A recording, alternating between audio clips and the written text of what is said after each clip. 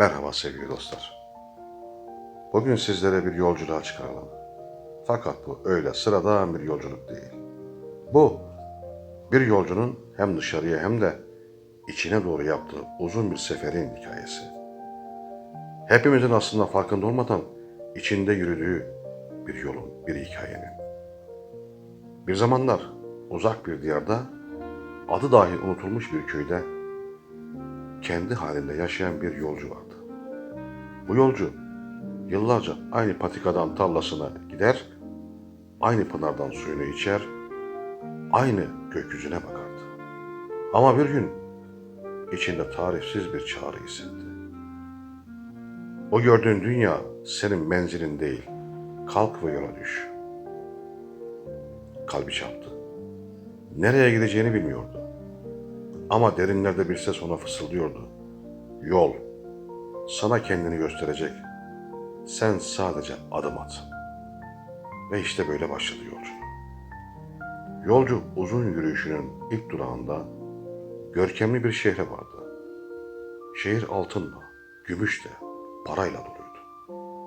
İnsanlar ellerindeki mallarıyla övünüyor, birbirleriyle yarışıyorlardı. Bir bilge ona dedi ki, ey yolcu, malın çokluğu seni doyurmaz. Altın biriktirenin kalbi taş kesilir. Mal elinde olursa seni taşır. Kalbinde olursa seni esir eder. Yolcu düşündü. Elinde taşıdığı birkaç eşyayı toprağa bıraktı ve devam etti. Sonraki durağında büyük bir pazar vardı. Burada herkes adını duyurmaya çalışıyor, övülmek için bağırıyordu. Kimi yüksek kürsülere çıkıyor, kimi kalabalık topluyor, kimi ise yaldızlı sözlerle alkış topluyordu. Yolcuya dediler ki, sen de kendini göster, adını duyur, insanlar seni bilsin. Ama yolcu içinden bir ses duydu. İnsanların dilinde yaşamak, çürüyen bir yaprak gibi savrulmaktır. Asıl olan, Yaradan'ın huzurunda bilinmektir. Ve kalabalıktan uzaklaşıp yoluna devam etti. Yolcu uzun bir çöle geldi. Bu çölde insanlar susuzluktan kavrulmuştu. Ama yine de daha fazlasını istiyorlardı. Kimi kuyusunu doldurmuş ama yine de başkasının suyuna göz dikiyordu. Kimi ekmeğini bölüşmek yerine saklamış aç gözlerle bekliyordu. Yolcu anladı ki hırs çölde susuz kalmak gibidir. İçtikçe daha çok yakar. Doydukça daha çok acıktırır. Böylece hırsı da terk etti.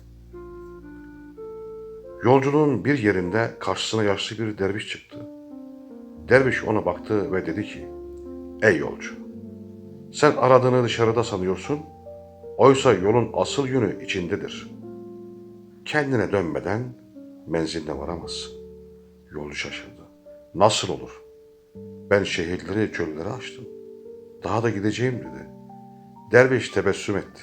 Ey yolcu, hak kapısına varmak için önce gönül kapını açmalısın.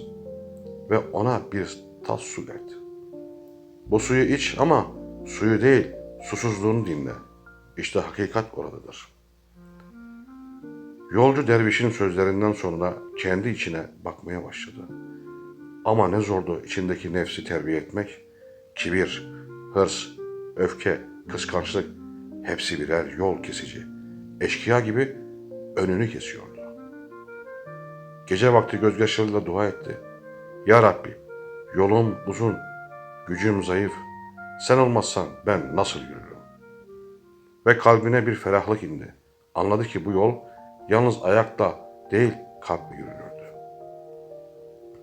Uzun bir seyrin sonunda yolcu büyük bir kapanın önüne geldi. Kapanın üzerinde yazıyordu. Men arefe nefsehu fakat arefehu rabbehu. Yani nefsini bilen Rabbini bilir. Yolcu kapıyı çaldı. Bir ses duydu. Ey yolcu! Bu kapıdan yalnızca kalbini arındıran geçer. Sen ne getirdin? Yolcu başını eğdi. Ne mal getirdim, ne şöhret, ne hırs. Sadece bir gönül getirdim. O da yaralı, kırık ve eksik. Kapı açıldı. Ve yolcu susuz bir ışığa doğru yürüdü. Sonsuz bir ışığa doğru yürüdü. Sevgili dostlar, yolcunun hikayesi burada bitmiyor. Çünkü aslında bu yolculuk hepimizin yolculuğu. Biz de birer yolcuyuz. Doğumla başlayan, ölümle bitmeyen, her adımda bizi Hakk'a yaklaştıran uzun bir seferin yolcusuyuz. Asıl soru şudur: yolun sonunda ne götürüyoruz? Mal mı? Şöhret mi? Hırs mı? Yoksa temizlenmiş bir gönül mü? Unutmayalım ki dünya bir han, biz ise yolcuyuz.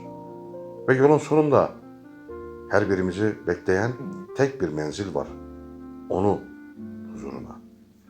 Bu yolculuk hikayesinde kendi yolunuzu gördüyseniz işte o zaman hakikat size fısıldamıştır. Rabbimin hepimizi kalbiyle yürüyen, yolun sonunda menziline ulaştıran yolculardan eylesin.